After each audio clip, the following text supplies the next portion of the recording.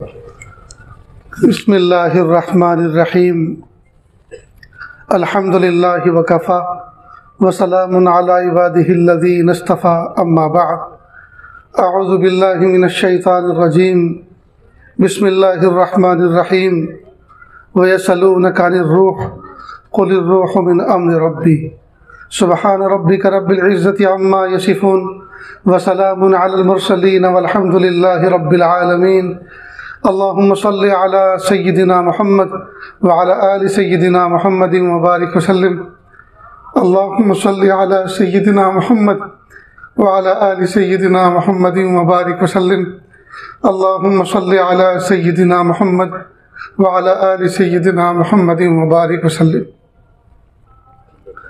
مقصد زندگی اللہ کی بندگی اور مقصد حیات اللہ تعالیٰ کی یاد ہے۔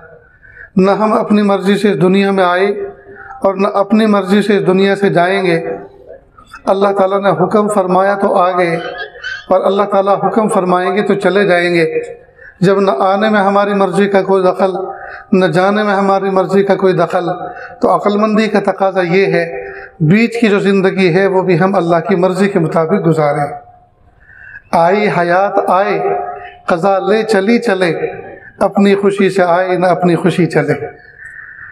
دوستو، رات گہری ہو چکی اور اس عاجز کو ہر انگریزی مہینے کے آخری اتوار میں بھینسا جانا ہوتا ہے، اور بھینسا جانے کے لیے حیدرآباد میرے لیے پل کے مانند ہے، یہاں اتر کر بھینسا جانا ہوتا ہے۔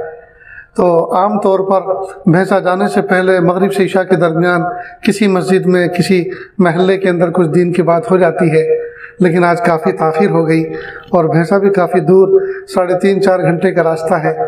بہرحال اللہ تعالیٰ ہمارے اس بیٹھنے کو سننے سنانے کو قبول فرمائے۔ حقیقت تو یہ ہے، حضرت مفتی تجمل حسین صاحب دامت برکاتہم نے بہت پیاری بات آپ کے سامنے بیان فرمائی۔ حضرت مولانا احمد عبد الرحمن اطہر صاحب دامت برکاتہم نے علم سے متعلق بہت بصیرت افروز خطاب آپ کے سامنے پیش کیا۔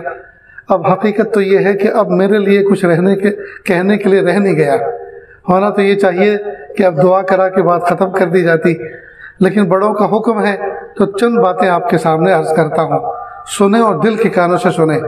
دیکھو دوستو، ایک ہے جسم اور ایک ہے روح۔ انسان کا جسم مجموعہ ہے 2 چیزوں کا، ایک ہے جسم ایک ہے روح، اور دونوں کے تقاضے الگ ہیں۔ جسم کا تقاضا الگ ہے، روح کا تقاضا الگ ہے۔ جسم کھا پی کے خوش ہوتا ہے، جبکہ روح کسی کو کھلا کے خوش ہوتی ہے۔ جسم پہن کے خوش ہوتا ہے، جبکہ روح کسی کو پہنا کے خوش ہوتی ہے۔ جسم پی کر خوش ہوتا ہے، روح کسی پیاسے کو پلا کر خوش ہوتی ہے۔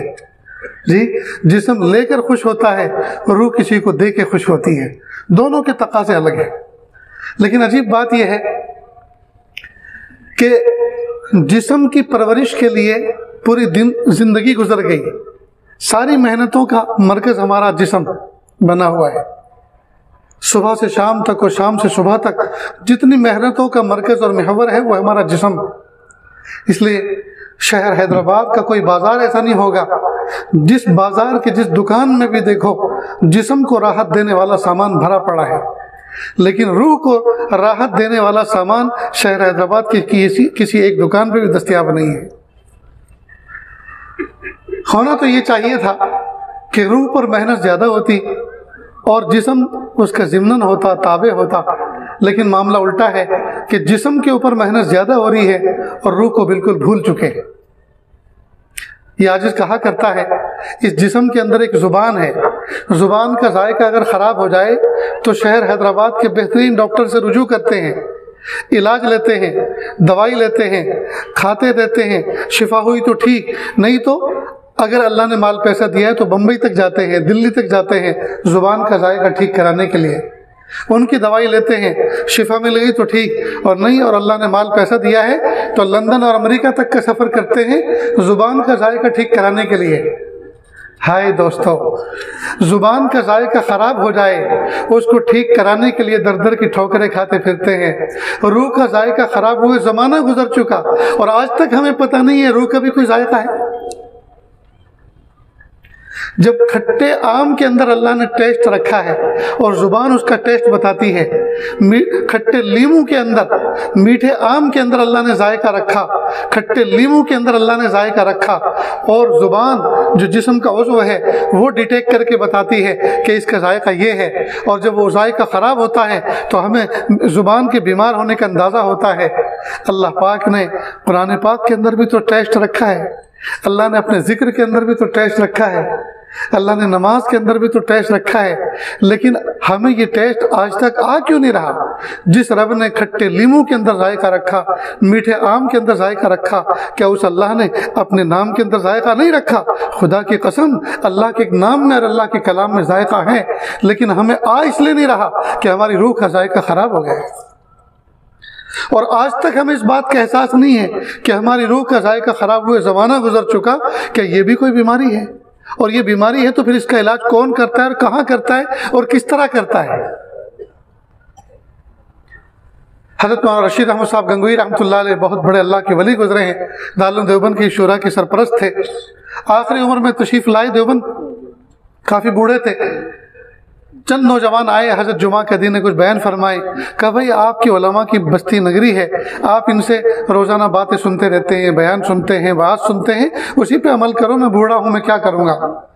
کہ حضرت نہیں، لوگ اصرار کرتے رہے، حضرت انکار کرتے رہے، یہاں تک کہ کسی نوجوان نے کہا ارے بڑے میاں بڈھے میاں کے پیچھے کیوں پڑے ہو، چھوڑو، نہیں کرتے تو چھوڑو، نہیں ان کی مرضی، اور اگر یہ کریں گے بھی تو کیا کہیں گے؟ یہی کہیں گے نا کہ نماز پڑھو، تو وہ تو ہم ٹوٹی پھوٹی پڑھتے ہی ہیں۔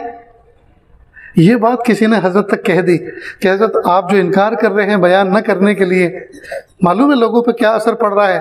لوگوں نے کہا کہ بڈھے میاں اگر نہیں کرنا چاہتے تو چھوڑو، اور اگر یہ کریں گے بھی تو کیا کہیں گے؟ بس یہی کہیں گے نا کہ نماز پڑھو۔ تو حضرت کو یہ انداز بڑا عجیب لگا کہ اگر میں بیان کروں بھی اور نماز کی دعوت دوں تو کیا نماز کا تذکرہ کرنا اب اتنا خفیف اور ہلکا ہو گیا ہے لوگوں کے نزدیک، اور اتنا برا ہو گیا ہے کہ اس کا تذکرہ نہیں کرنا چاہیے؟ حضرت کے دل پہ ایک چوٹ لگی، کہا لوگوں کو کہہ دو کہ بیان ہوگا۔ چنانچہ مسجد کھچا کھچ بھر گئی، حضرت پہنچے، ممبر پر بیٹھے، تمام پر ایک توجہ ڈالی، نظر ڈالی، اور کہا اے لوگو اللہ، بس اتنا کہا، نہ جانے کتنے سارے لوگ بے ہوش ہو گئے۔ پھر کہا اے لوگو اللہ، پھر اور لوگ بے ہوش ہوئے۔ جو حضرت کے ناز انداز کو جانتے تھے وہ قدموں میں گر گئے کہ حضرت معاف کر دیجیے، حضرت یہ اللہ تعالیٰ کے اس نام کی تجلی کو برداشت نہیں کر سکتے، معاف کر دیجیے، ورنہ نماز جمعہ کے بعد یہاں سے جنازے اٹھیں گے۔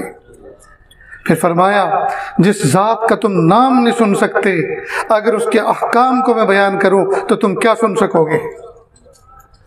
بتلانا اصل میں یہ تھا کہ تم نے نماز اور اللہ کا ذکر، اللہ کا تذکرہ، اس کو اتنا ہلکا سمجھ لیا ہے۔ میرے بھائیو، زمانہ ہو چکا جسم پر محنت کرتے کرتے، جی روح پہ ہم کب محنت کریں گے؟ میں تو اپنا چہرہ آئینے میں دیکھتا ہوں اور شرم آتی ہے، زندگی کا قیمتی حصہ غفلتوں میں گزر گیا، کالے بال سفید ہو چلے، سر سفیدی سے بھڑک اٹھا، اور حساب لگاتا ہوں تو لگتا یہ ہے اب جو زندگی بچی ہے وہ تھوڑی ہے، جو گزر گئی وہ زیادہ گزر گئی۔ اللہ سے یہی دعا ہے، پیارے اللہ جس طرح سے آپ نے کالے بالوں کی سیاہی کو دور کر کے اس کو سفیدی سے تبدیل کر دیا، اللہ دلوں کی سیاہی کو بھی سفیدی سے مبدل فرما دیجیے۔ میرے بھائیو، فکر آخرت، ذکر آخرت کے لیے کوشش کریں۔ حضرت کی پوری بیان کا خلاصہ یہ تھا کہ ہم مقصد پہ نظر رکھیں، ذرائع پہ، ہم ذرائع کے پیچھے پڑ گئے۔ دیکھو ایک ہے مقصد اور ایک ہے ذریعہ، جی آپ اس کو ایسے سمجھیں، ایک ہے چھت اور ایک ہے چھت پہ جانے کے لیے سیڑھی۔ چھت مقصد ہے، سیڑھی مقصد نہیں ہے، سیڑھی ذریعہ ہے۔ ہم نے سیڑھی جو ذریعہ تھی اس کو مقصد بنا لیا، جی۔ اب ایک ہے فلائٹ، ایک ہے ٹرین، جی وہ ذریعہ ہوتی ہے منزل پہ پہنچنے کا۔ اب آپ نے ایئرپورٹ کو دیکھا جو ذریعہ ہے، آپ نے فلائٹ کو دیکھا جو ذریعہ ہے، آپ نے ایئر کنڈیشن ٹرین کو دیکھا جو ذریعہ ہے، اور کہا واہ یہ تو بہت خوبصورت ہے، ایسا تو میرا گھر بھی نہیں ہے، ایسا نظام صفائی ستھرائی تو وہاں بھی نہیں ہے، اب میں اسی فلائٹ میں رہوں گا، اسی ایئرپورٹ پہ رہوں گا، کوئی رہنے نہیں دے گا، سب بیوقوف کہیں گے، اس لیے کہ یہ ذریعہ ہے۔ اصل تو منزل ہے، چاہے وہ کچی ہو یا پکی، اصل تو اپنا گھر ہے، چاہے وہ کچا ہو پکا۔ مقصد پہ نظر رکھو، ذرائع کو مقصد مت بنا۔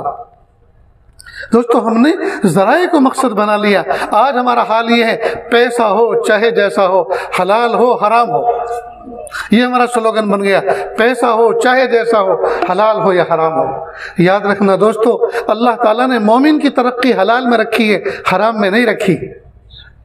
اور حضرت تھانوی رحمۃ اللہ اس کی مثال تھی بڑی عجیب و غریب کہ دیکھو خنزیر سور پاخانہ کھاتا ہے اور تگڑا ہوتا ہے، اس لیے کہ اللہ نے اس پاخانے کے اندر اس کی غذا رکھی ہے. اور بکری اگر یہ سوچے کہ یہ خنزیر پاخانہ کھاتا ہے تگڑا ہوتا ہے، کل سے میں بھی شروع کروں گی تو میں بھی صحت مند ہو جاؤں گی، بکری مر جائے گی. اس لیے کہ اس کی غذا اللہ نے پاخانے میں نہیں رکھی، سب چارے میں خشک گھاس کے اندر اللہ نے اس کی صاف ستھری گھاس میں اللہ نے اس کی غذا رکھی ہے. مومن کی مثال بکری کے مانند ہے، کافر و مشرک کی مثال خنزیر کے مانند ہے. ہم لوگوں کو دیکھ دیکھ کر ان کی راہ چل رہے ہیں، چلے ہم ادھر کو جدھر کی ہوا ہے، جدھر کو سب چل رہے ہیں ہم بھی ادھر چل رہے ہیں. جو ایڈورٹائز سب کے لیے لگے ہیں وہ سمجھتے ہیں یہ ہمارے لیے لگے ہیں، جس میں ترقیوں کے دعوے لکھے ہوئے ہیں سوچتے ہیں یہ ترقی ہمارے لیے. نہیں، ہماری ترقی اس میں نہیں ہے، ہماری ترقی اس میں ہے جی جس راستے کی طرف اللہ کے محبوب صلی اللہ علیہ وسلم نے ہمیں دعوت دی. میرے بھائیوں ہم مقصد کی طرف نظر رکھیں، ہم ذرائع کے پیچھے نہ پڑیں. اجملوا فی الطلب، ہلکی پھلکی محنت کریں. اللہ کے محبوب صلی اللہ علیہ وسلم نے کتنی پیاری بات فرمائی. میں یہ ایک جگہ حدیث پاک میں فرمایا کہ لو انکم تتوکلون حق توکلہ لرزقکم کما یرزق الطیر تغدو خماسا وتروح بطانا او کما قال علیہ الصلوۃ والسلام. اگر تم اللہ کی ذات پر ویسا بھروسہ کرو جیسا کہ بھروسہ کرنے کا حق ہے تو اللہ تعالیٰ تمہیں ایسے روزی دیں گے جس طرح پرندوں کو روزی عطا فرماتے ہیں کہ جب وہ اٹھتے ہیں تو ان کے پپوٹے خالی ہوتے ہیں، اور جب شام کو اپنے نیسٹ اور آشیانے کی طرف لوٹتے ہیں پلٹ کر آتے ہیں تو ان کے پپوٹے اور ان کے سینے بھرے ہوئے ہوتے ہیں غذا سے.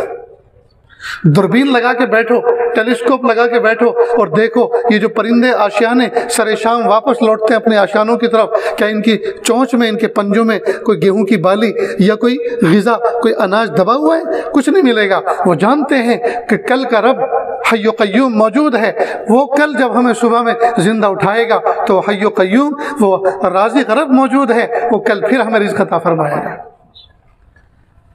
ایک روایت کے مطابق اللہ پاک نے 18,000 مخلوق پیدا فرمائی، اور عجیب بات یہ ہے انسان کے علاوہ ایک مخلوق بھی ایسی نہیں ہے جو پیسے کما کے کھاتی ہو. انسان کے علاوہ ایک مخلوق بھی ایسی نہیں جو پیسے کما کے کھاتی ہو، حالانکہ انسان سے کئی سو گنا زیادہ کھانے والی بھی مخلوق موجود ہیں. مثلا ایلیفنٹ ہاتھی ہے، مثلا اونٹ ہے، مثلا شارک مچھلی ہے، ویل مچھلی ہے، کئی سو گنا زیادہ انسان سے کھاتی ہے، لیکن ایک پیسہ کما کے نہیں کھاتے، محنت مزدوری کر کے نہیں کھاتے. اللہ اپنے فضل سے ان کا پیٹ پالتے ہیں. تو کیا ہم اللہ کے دھرتی پر بوجھ ہیں؟ اللہ کے خزانوں پر بوجھ ہیں؟ لیکن شرط انصاف یہ ہے کہ ہم اللہ کی ذات پر ویسا بھروسہ کریں جیسا کہ بھروسہ کرنے کا حق ہے. تو اللہ تعالیٰ ایسے ہلکی پھلکی چلت پھرت اڑت پھرت میں جیسے پرندوں کو اللہ روزی عطا فرماتے ہیں، وہ کسی کی گدھا مزدوری نہیں کرتے، کسی کی غلامی اور نوکری چاکری نہیں کرتے، تھوڑی سی چلت پھرت اڑت پھرت میں اللہ ان کا پیٹ بھر دیتے ہیں. اللہ تعالیٰ اسی طرح ہلکی پھلکی تھوڑی سی محنت میں اللہ بے شمار ہمیں دولت عطا فرما دیں گے، بشرطے کہ ہم مقصد پہ نظر رکھیں اور ہلکی پھلکی محنت کریں اور نظر کامل اللہ کی ذات پہ رکھیں. اب دوستو ایک بات یہاں یہ سمجھ لیں کہ دو طرح کی تعلیمیں دنیا میں چل رہی ہیں. ایک عصری تعلیم جس کو دنیاوی تعلیم بھی کہتے ہیں، اور ایک دینی تعلیم جو مدارس دینیہ، مکاتب قرآنیہ، مساجد اسلامیہ کے صحنوں میں پڑھائی جاتی ہے. کسی زمانے میں یہ دونوں تعلیم ایک ہی چھت کے نیچے ہوا کرتی تھی، اور ایک ہی استاد دونوں تعلیموں کا معلم اور استاد ہوا کرتا تھا. لیکن اس کی ایک تاریخ ہے، دونوں کو جو ہے ایک تقسیم کیا گیا ایک خاص سازش کے تحت. اس میں ایک جھلک حضرت مولانا عبید الرحمن اطہر صاحب نے آپ کے سامنے پیش کی کہ کلیسا والوں نے یہ تقسیم کے اصل مجید وہ ہیں کہ انہوں نے دھرم کو اور مذہب کو اور دنیا کو اور عصری تعلیم کو الگ الگ کیا.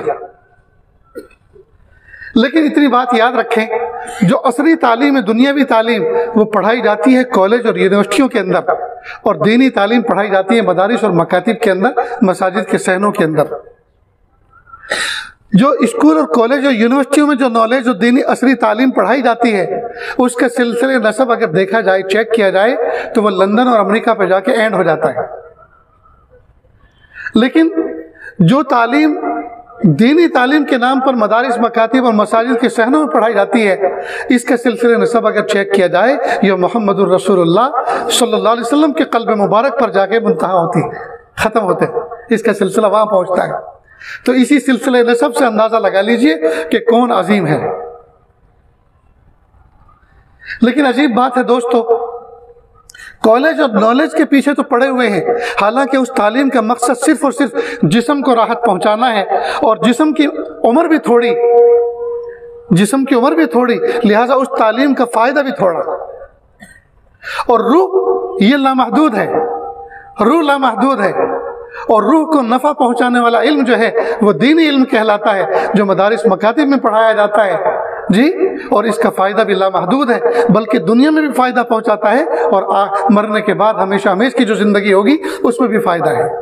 تو عقل مندی کا تقاضا تو یہ ہے کہ ہم ہمیشہ ہمیش کے فائدے کی طرف، بینیفٹ پر نظر رکھتے، لیکن افسوس کی بات ہے چند سالہ جس تعلیم کا اثر چند سالہ زندگی پہ مرتب ہوتا ہے، اس کے اوپر تو دنیا کے خزانے ہم لٹا رہے ہیں اور ساری انرجی اس پر کھپا رہے ہیں، لیکن جس کا نفع ابد الآباد کی زندگی پر پڑنے والا ہے اس کے لیے ہم زیرو محنت کر رہے ہیں۔ ضرورت ہے اس بات کی کہ ہم اپنی تعلیم کا رخ بدلیں۔ یہ عاجز ہرگز یہ نہیں کہتا دنیا میں رہتے ہوئے دنیا کی تعلیم حاصل نہ کرو۔ شاعر مشرق علامہ اقبال رحمۃ اللہ علیہ ایک مرتبہ یورپ کے اندر ایک ایسی لائبریری میں گئے جس پر باقاعدہ یہ لکھا ہوا تھا کہ یہاں مسلمانوں کا داخلہ منع ہے، اس لیے کہ تن کے گورے من کے کالے لوٹ کے گئے تھے، مشرقی علوم اور مسلمانوں کی کتابیں لوٹ کر گئے تھے، وہی سب تھی اندر۔ یہ ڈیوڈ نام کر کے کچھ توریہ کر کے یہ اندر انٹری لے لی انہوں نے شیلف میں سے ایک کتاب نکالی اور پڑھنا شروع کیا، اور زاروں قطار رو پڑے، یہاں تک کہ بیٹھ گئے، پیر پھیلا کے بیٹھ گئے۔ لائبریرین آیا، ہچکیاں جب ان کی نکلی آیا اور کہا کیا بات ہے، کیوں روتے ہو؟ کہ اس کتاب نے مجھے رلایا ہے۔ کہ اس میں کیا لکھا ہے؟ کہا پانی سے بجلی پیدا کرنے کا تھیوریکل طریقہ محمد ابن عربی نے ایجاد کیا ہے، اس نے اس میں لکھا ہے، تھیوری لکھی ہے اس کی، پانی سے بجلی کیسے پیدا کی جاتی ہے، اور آپ لوگوں نے اس کو اتنا چھپایا ہے کہ ان کے نام تک کو غائب کر دیا۔ اس چیز نے، اس کتاب نے مجھے رلایا۔ چنانچہ پھر اپنے وطن لوٹے سیالکوٹ، اور انہوں نے باقاعدہ خطاب بنوجوانان اسلام کر کے ایک نظم لکھی، کبھی اے نوجوان مسلم تدبر بھی کیا تو نے، وہ کیا گردوں تھا تو جس کا ایک ٹوٹا ہوا تارا، کتابیں اپنے آبا کی جد دیکھے ان کو یورپ میں تو دل ہوتا ہے سپارہ، تجھے اپنے آبا سے نسبت ہو نہیں سکتی کہ تو گفتار وہ کردار تو ثابت ہو سیارہ۔ پورے اشعار ہیں۔ اس کتاب کو پڑھ کر ان کو رونا آیا تھا۔ تو یہ جتنے عصری علوم ہیں ان کے مجر ہمارے آبا و اجداد تھے، لیکن افسوس کی بات ہے کہ ہم بھول چکے ہیں۔ مولانا محمد علی جوہر کے سامنے دلی کی جامع مسجد کی تصویر پیش کی گئی جیل میں، کہاں وہ قید تھے، جیل میں پیش کی گئی، تو جو کیمرے سے اس کی تصویر کھینچی گئی تو تصویر میں کچھ فقیر مسلمان بھکاری جو کاسے گدائی لے کر پیڑیوں پہ سیڑھیوں پہ کھڑے ہوئے تھے وہ بھی فلم آ گئے، وہ بھی اس تصویر میں آگے کیچ ہو گئے۔ تو اس کو جب دیکھا انہوں نے فوراً ایک فقیر کو قلم سے دائرہ کیا اور فوراً نیچے حاشیہ لکھا، انہی کے آبا و اجداد نے یہ خانہ خدا تعمیر کیا تھا، لیکن آج یہ کم ظرفی کے اس مقام کو پہنچ گئے ہیں کہ اسی کی پیڑیوں پہ کھڑے ہو کر لوگوں سے بھیک مانگ رہے ہیں۔ میرے بھائیوں، غفلت کو دور کریں اور انگڑائی لیں، سستی کو، غفلت کو دور کریں اور عزم مصمم کریں کہ آگے بڑھیں، اپنے دہانوں کو کھولیں روزی کے۔ اللہ پاک نے جو ہمیں دولت عطا فرمائی ہے، اور آپ تو اس خطے، اس ریاست کے رہنے والے ہیں، پتہ ہے اس کی کیا تاریخ ہے؟ یہی کا نظام جس کو پتہ چلا کہ جرمنی نے ایک ایسی مشین ایجاد کی ہے کہ جس سے کرنٹ نکلتا ہے اور اس سے ایسے قمقمے روشن ہوتے ہیں جو آندھی اور طوفان سے بجھا نہیں کرتے، ایسے چراغ روشن ہوتے ہیں جو آندھی اور طوفان سے بجھا نہیں کرتے۔ تو انہوں نے دو مشینوں کا آرڈر دیا کہ ایک کو حرم مکہ بھیجا جائے اور ایک کو حرم مدینہ بھیجا جائے۔ اس سے پہلے حرم مکہ اور حرم مدینہ میں زیتون کے تیل کی چراغ جلا کرتے تھے۔ سب سے پہلے جو برقی قمقمے روشن ہوئے حرم پاک میں، وہ حیدرآباد ریاست کے پیسوں سے اللہ پاک نے اس کو قبول فرمایا۔ لیکن افسوس، جس ریاست کے پیسوں سے حرم مکہ اور حرم مدینہ میں اجالا ہوا، ظاہری طور پر آج اس ریاست کے رہنے والے کے دلوں میں کیوں اندھیرا ہو گیا ہے، کیوں اندھیروں نے ڈیرے ڈال رکھے ہیں؟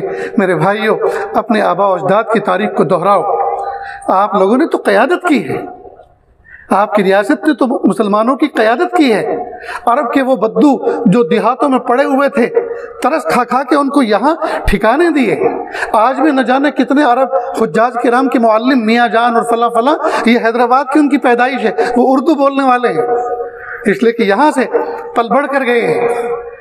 جی آپ لوگوں نے تو ایسے ایسے کارنامے انجام دیے ہیں، لیکن آج ہم اپنے آباء و اجداد کی صرف داستان سننے کے لیے زندہ رہ گئے ہیں۔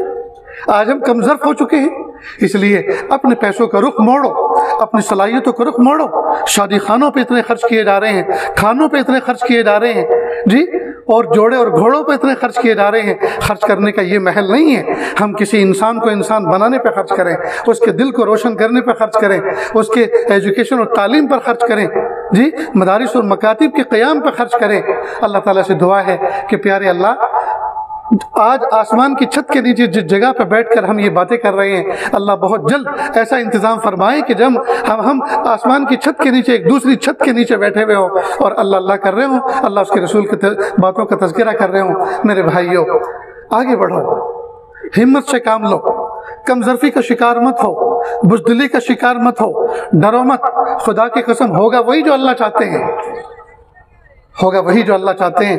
جس وقت میں اور آپ پیدا ہوئے تھے، ودن منٹ ودن سیکنڈ کسی نے میرے اور آپ کے دائیں کان اور بائیں کان میں سیم ایک میسج سنایا تھا، اللہ اکبر اللہ اکبر، اللہ سب سے بڑا ہے، اللہ سب سے بڑا ہے۔ سمجھ میں یہ نہیں آتا، جو بچہ ابھی آنکھیں بند ہیں، مٹھیاں بند ہیں، وہ چکا چوند کی وجہ سے آنکھیں کھول نہیں پا رہا اور وہ رو رہا ہے، جس کو یہ پتہ نہیں ہے میرے امی کون ہے، ابا کون ہے، زبان کون سی ہے، ریاست کون سی ہے، سی ایم پی ایم کون ہے، جس کو کچھ پتہ نہیں ہے، اس کے کان میں اتنے بھاری بھرکم الفاظ اللہ اکبر اللہ اکبر۔ کیا راز ہے اس میں؟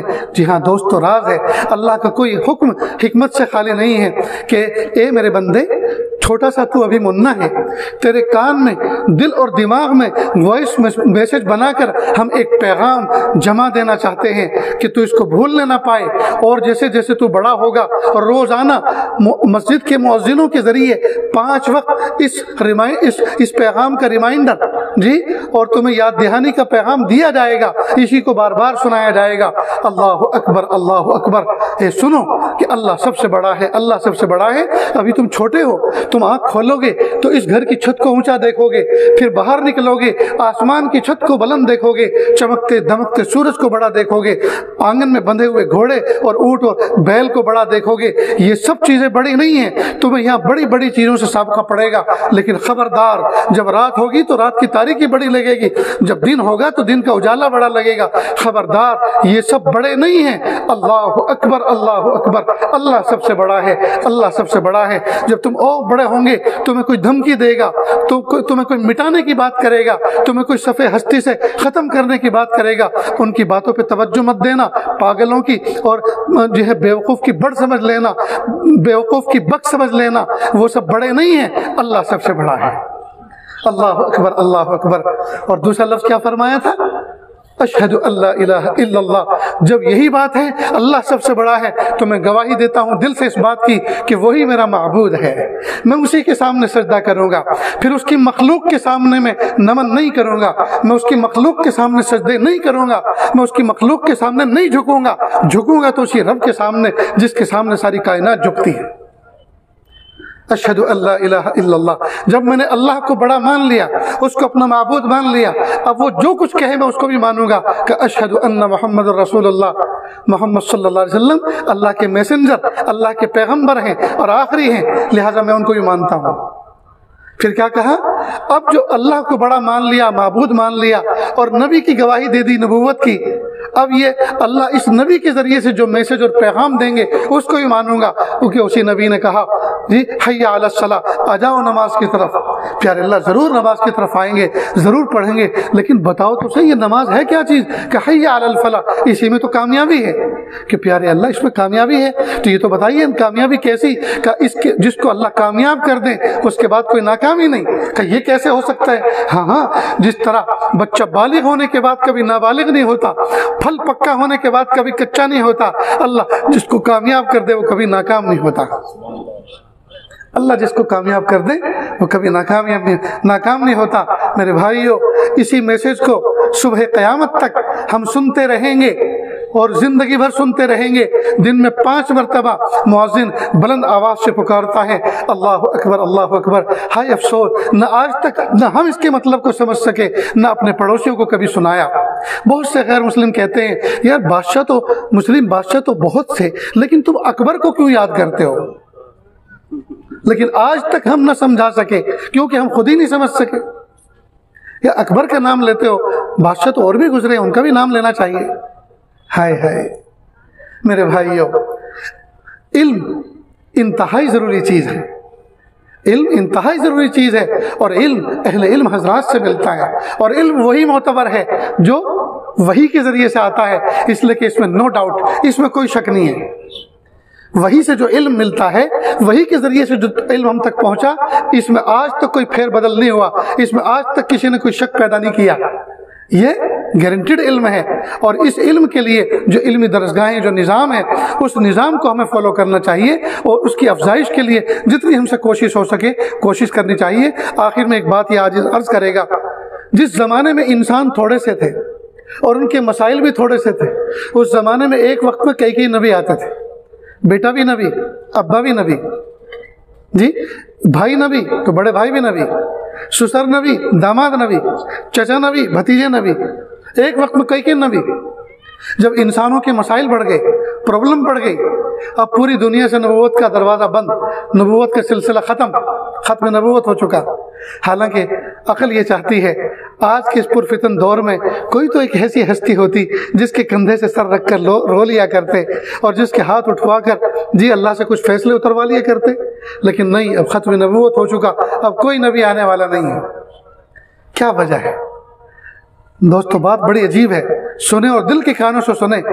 जब अल्लाह के महबूब सल्लल्लाहु अलैहि वसल्लम का मबूस फरमाया, गोया कि अल्लाह ताला ने अपने प्यारे महबूब पर नबूवत को ख़त्म कर दिया और ये ऐलान कर दिया मेरे महबूब के उम्मत में ऐसे ऐसे उलमा मैं भेजूंगा कि ये उलमा, गोया कि मेरे महबूब के उम्मत में जो उलमा हैं वो उलमा ऐसे हैं, अब मुझे किसी नबी को भेजने की ज़रूरत नहीं है, वो सुबह क़यामत तक कार्य नबूवत अंजाम देते रहेंगे। इसलिए इस उम्मत के एक एक आलिम की हैसियत पुराने अंबिया किराम की तरह कि एक एक के पीछे लाखों लाखों का मजमा होता है और सबको लेके चलता है।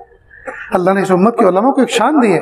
इसलिए दोस्तों, उलमा पे जी कीचड़ न उछालो, उलमा हमारे सर के ताज हैं जी। मोहब्बत अजमत के साथ उनको देखो, अजमत के साथ उनके बयान वाज में शिरकत करो और अमल की नीयत से बैठो, इंशाअल्लाह अमल पे खड़े हो जाएंगे। अल्लाह ताला से दुआ है अल्लाह ताला कहने सुनने से ज़्यादा अमल की तौफीक अता फरमाए।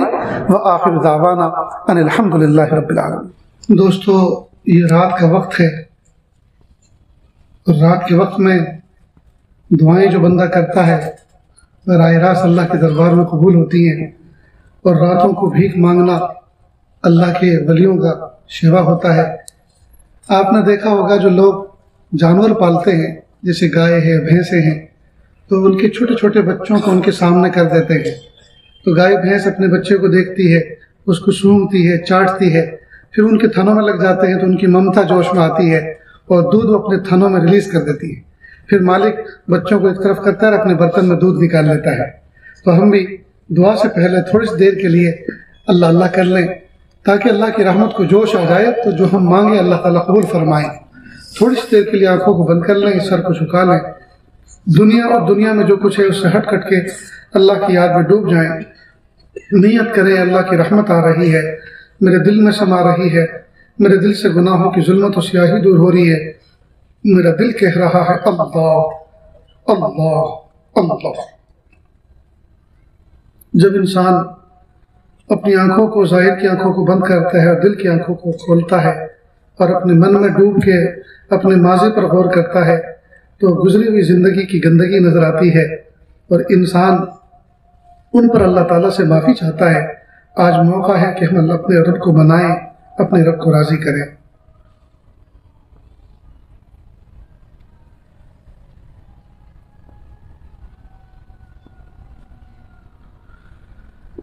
کس سے مانگیں کہاں جائیں، کس سے کہیں، اور دنیا میں حاجت روا کون ہے؟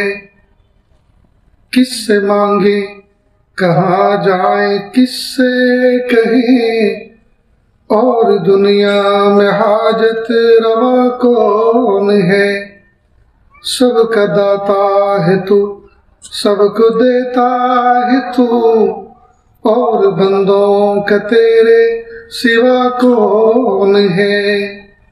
رزق پر جس کے پلتے ہیں شاہ و گدا، تجھ احد کے سوا دوسرا کون ہے؟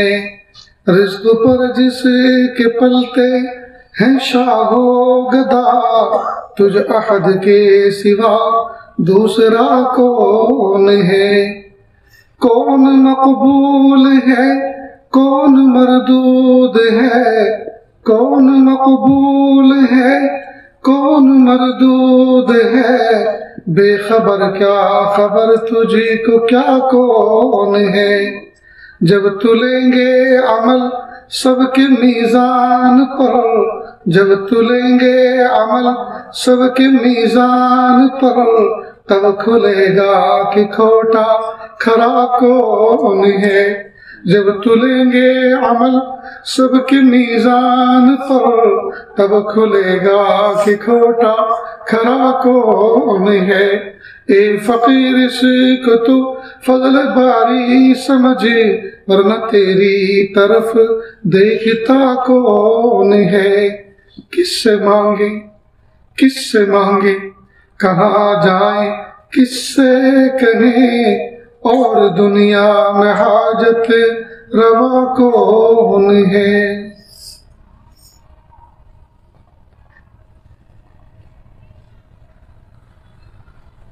لا الہ الا اللہ سبحان الملک الاعلی الوہاب۔ ہاتھ اٹھا لیجیے، دعا کر لیں۔ بسم اللہ الرحمن الرحیم۔ لا احصی ثناء علیک انت کما اثنیت علی نفسک رب اغفر وارحم وانت خیر الراحمین۔ حسبی اللہ لا الہ الا ہو علیہ توکلت وہو رب العرش العظیم۔ اللہ جی، ہم ظاہر میں آپ کے بندے اور بندیاں ہیں، حقیقت میں نہایت گندے ہیں۔ اللہ ہمارے دلوں کی گندگی کو دور فرما، ہمیں اپنی بندگی کا سلیقہ عطا فرما، شرمندگی والے کاموں سے ہماری حفاظت فرما، برے دن سے، بری بات سے، بری رات سے، برے انجام سے ہماری حفاظت فرما، سوء خاتمہ سے ہماری حفاظت فرما۔ اللہ جی، یہ ہاتھ اٹھائے جانے کے قابل نہیں اور یہ زبان کو سوال کرنے کے قابل نہیں۔ آپ سے نہ مانگے تو کس سے مانگیں، آپ سے سوال نہ کرے تو کس سے سوال کرے؟ ایک کمزور ایک قوی کے دروازے پر، ایک سائل ایک سخی کے دروازے پر، ایک محتاج ایک غنی کے دروازے پر حاضر ہے۔ میرے پیارے اللہ، ہاتھوں کا پیالہ بنا کر آپ سے بھیک مانگ رہے ہیں۔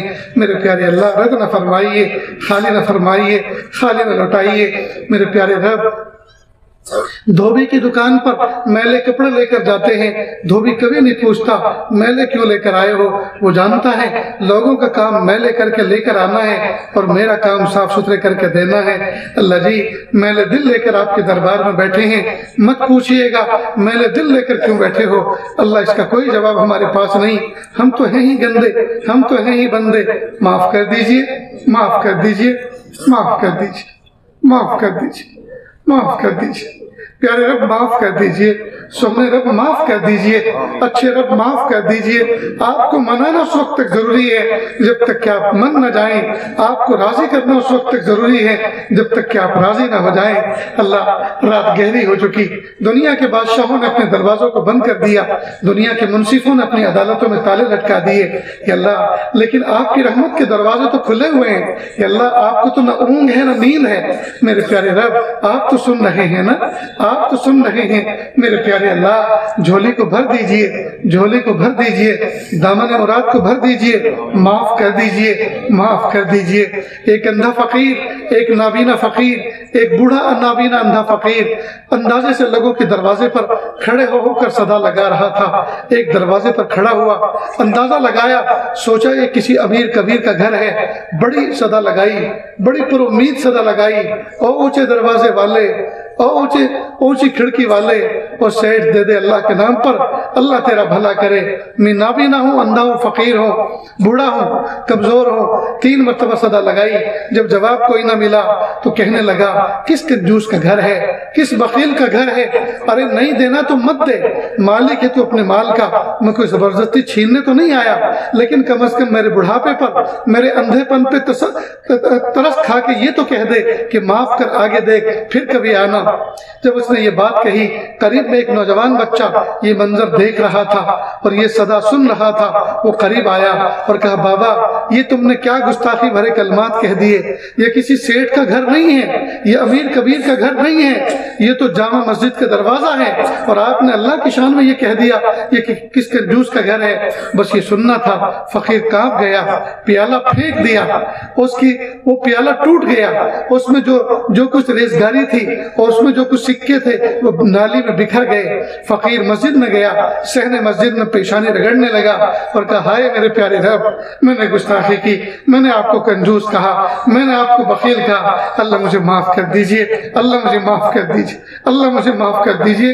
خوب معافی مانگنے کے بعد بوڑھا فقیر مسجد سے باہر نکلا۔ نوجوان کہنے لگا بابا اب کس میں بھیک مانگو گے، پیالہ تو تمہارا ٹوٹ چکا، اب کس میں صدا لگاؤ گے؟ اس بوڑھے نے عجیب بات کہی، اے نوجوان اس مسجد میں جا کر اب میں نے صدا لگا کر اللہ کے سامنے یہ عہد کر دیا، اب میں مخلوق کے دروازے پہ کبھی صدا نہیں لگاؤں گا، کبھی بھیک نہیں مانگوں گا۔ میرے پیارے اللہ، ہم بھی تو ہاتھوں کا پیالہ بنا کر آپ کے دربار میں رات کی تاریکی میں صدا لگا رہے ہیں، اللہ اس پیالے کو مخلوق کے سامنے کبھی نہ پھیلنے دیجیے گا۔ اللہ جس طرح عقیدہ توحید دے کر آپ نے ہماری پیشانیوں کو خلق خدا کے سامنے جھکنے سے ہمیشہ کے لیے محفوظ کر دیا، اللہ رزق حلال کا بھی کوئی ایسا سبب مقرر فرما دیجئے کہ ہمارے ہاتھ بھی غیر اللہ کے سامنے پھیلنے سے ہمیشہ کے لیے محفوظ ہو جائیں۔ میرے پیارے رب، آپ کے لیے کیا مشکل ہے، وَمَا ذَلِكَ عَلَى اللَّهِ بِعَزِيزٍ، اللہ انتظام فرما دیجئے، اللہ انتظام فرما دیجئے۔ میرے پیارے رب، رات کی تاریکی میں اگر کوئی فقیر امیروں کے محلے میں آئے اور کہے او اونچے دروازے والو، او اونچی کھڑکی والو، او میٹھی نیند سونے والو، میری بھی صدا سن لو، میں ایک پردیسی فقیر ہوں، تمہارے بس اڈے پر سویا ہوا تھا، بھوک نے مجھے سونے نہ دیا، آدھی روٹی کا ٹکڑا اور 1 چمچ سالن مجھے بھی دے دو، میں بھی اسے کھا پی کر اور پانی پی کر میٹھی نیند سو جاؤں گا، مجھے بھوک سونے نہیں دے رہی۔ پیارے اللہ، ظالم سے ظالم، جابر سے جابر بھی اٹھے گا، بیوی کے منڈے پکڑ کے جھنجھوڑے گا اور کہے گا پیاری اٹھ، دیکھ کوئی سچا فقیر آیا ہے، رات کی تاریکی میں بھوک کا سوال کر رہا ہے، روٹی کا سوال کر رہا ہے، رات کی تاریکی میں روٹی کا سوال کرنے والا فقیر جھوٹا نہیں ہو سکتا۔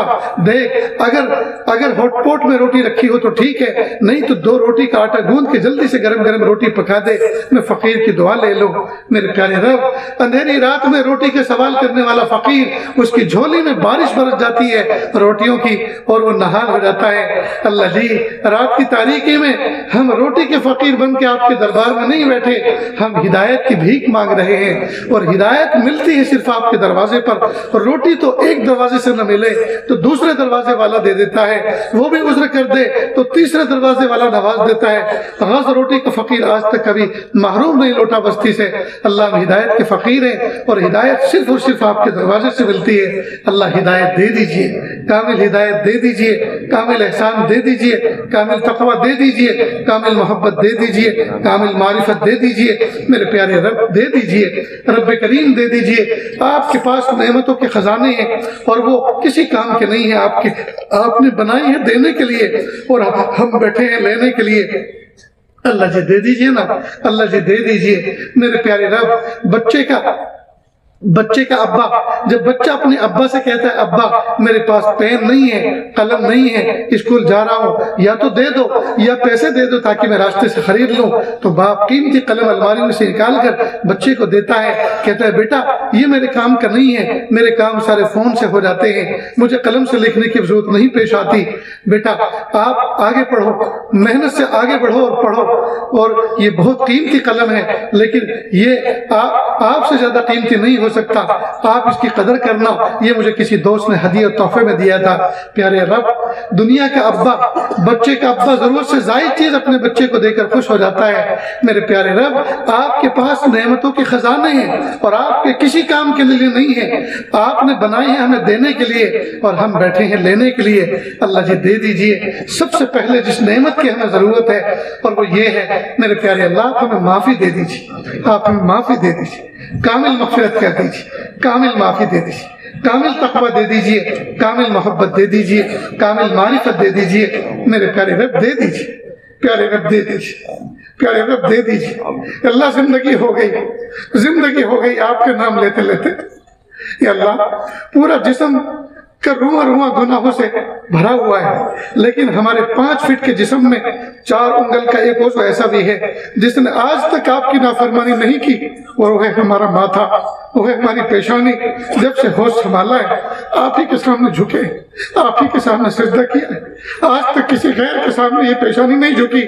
اللہ اس پیشانی کی وفاداری کے توفیل پورے جسم کی مغفرت فرما دیجیے، پورے جسم کی مغفرت کر دیجیے، پورے جسم کی مغفرت کر دیجیے۔ میرے پیارے رب، زمانہ ہو گیا آپ کا نام لیتے لیتے اور آپ کے نام پر یا روٹی کھاتے کھاتے زمانہ ہو گیا۔ میرے پیارے رب، اب تو اسلام کی حقیقت سکھا دیجیے، اللہ اب تو اس نام کی حقیقت دے دیجیے، اللہ اس نام کی حقیقت دے دیجیے۔ لوگ چہرہ دیکھتے ہیں، کوئی نیک سمجھتا ہے، کوئی عالم سمجھتا ہے۔ میرے پیارے رب، کتنے پانی میں ڈوبے ہیں آپ اچھی طرح جانتے ہیں۔ اے میرے پیارے رب، اگر حقیقت کھل جائے تو لوگ دیکھنا تو کیا تھوکنا بھی پسند ہی کریں گے۔ میرے پیارے رب، ہمیں اپنے وجود سے خود گھن آنے لگی۔ اللہ، گناہ کر کر کے ایسے تھک چکے ہیں، کمر ٹوٹ چکی ہے، اب تو ہمیں اپنے وجود سے خود نفرت آتی ہے، اپنے وجود سے خود گھن آتی ہے۔ اے میرے پیارے رب، معاف کر دیجیے، معاف کر دیجیے، معاف کر دیجیے پیارے رب۔ سونے رب، کل کا صبح کا سورج طلوع ہونے سے پہلے یا اللہ ہمارے دل میں اپنی محبت و معرفت کا یا اللہ سورج طلوع فرما دیجیے۔ یا اللہ، دل کے اندر اندھیروں نے ڈیرے ڈال رکھے ہیں، یا اللہ دور کر دیجیے، معرفت کا اجالا نصیب فرما دیجیے۔ یا اللہ، یہ محفل یا اللہ جس بستی میں اور جس جگہ پہ منعقد ہوئی ہے، جس مقصد کے تحت منعقد ہوئی، یا اللہ 100% اس میں کامیابی فرما دیجیے۔ یا اللہ جو اپیل کنندگان نے خلق خدا کے سامنے کی ہے، یا اللہ بندوں کو اس میں تعاون پیش کر کے یا اللہ ان کی مغفرت کا ان کو ذریعہ بنا دیجیے۔ یا اللہ اس تعاون کے ان کی مغفرت کا ذریعہ بنا دیجیے، جلد از جلد پائے تکمیل تک پہنچا دیجیے۔ یا اللہ جو اداروں کے ٹرسٹ کے ذمہ جو قرض ہے، یا اللہ عافیت کے ساتھ ادائیگی کی شکلیں پیدا فرما دیجیے، ہر طرح کے فتنوں سے اور آنے والے جتنی رکاوٹیں اللہ دفعہ دور کر کے یا اللہ پائے تکمیل تک پہنچا دیجیے۔ اللہ جو مانگا عطا فرما، جو مانگنے سے رہے وہ بھی عطا فرما۔ اللہ جی ہمیں مانگنا نہیں آتا، بن مانگے عطا فرما۔ یا اللہ اس محفل میں کوئی ٹوٹے ہوئے دل والا یا کوئی ٹوٹے ہوئے دل والی بیٹھی ہوگی، اللہ اسی کے ٹوٹے ہوئے دل کے واسطے سے ہم آپ سے بھیک مانگتے ہیں۔ یا اللہ ہماری شداؤں کو قبول فرما لیجئے، ہماری شداؤں کو قبول فرما لیجئے۔ یا اللہ کوئی ایسا بھی ہوگا جس کے جیب میں ایک پیسہ بھی نہیں ہوگا اور وہ سوچتا ہوگا ایک کاش کہ میرے جیب میں بڑی سی رقم ہوتی، میں جیب خالی کر کے چلا جاتا۔ کوئی بیوہ ہوگی، کوئی مسکین ہوگی اور وہ سوچتی ہوگی کاش میرا شوہر ہوتا، میں ضد کر کے اس سے کچھ لیتی اور اپنے ہاتھوں سے مسجد میں تعاون کرتی۔ کاش میرے پاس کچھ زیور ہوتا، میں اللہ کے راستے میں اس کو خرچ کرتی، لیکن میرے پاس تو کچھ بھی نہیں ہے۔ میرے پیارے اللہ، ان کی حسرتوں کا واسطہ یا اللہ ان کے ٹوٹے ہوئے دل کا واسطہ، اللہ ہماری صداؤں کو قبول کر لیجئے، ہماری صداؤں کو قبول کر لیجئے۔ اللہ جو مانگا عطا فرما، جو مانگنے چلے گا وہ بھی عطا فرما۔ وصلی اللہ تعالی علی خیر خلقہ محمد و آلہ و اصحابہ اجمعین برحمتک یا ارحم الراحمین۔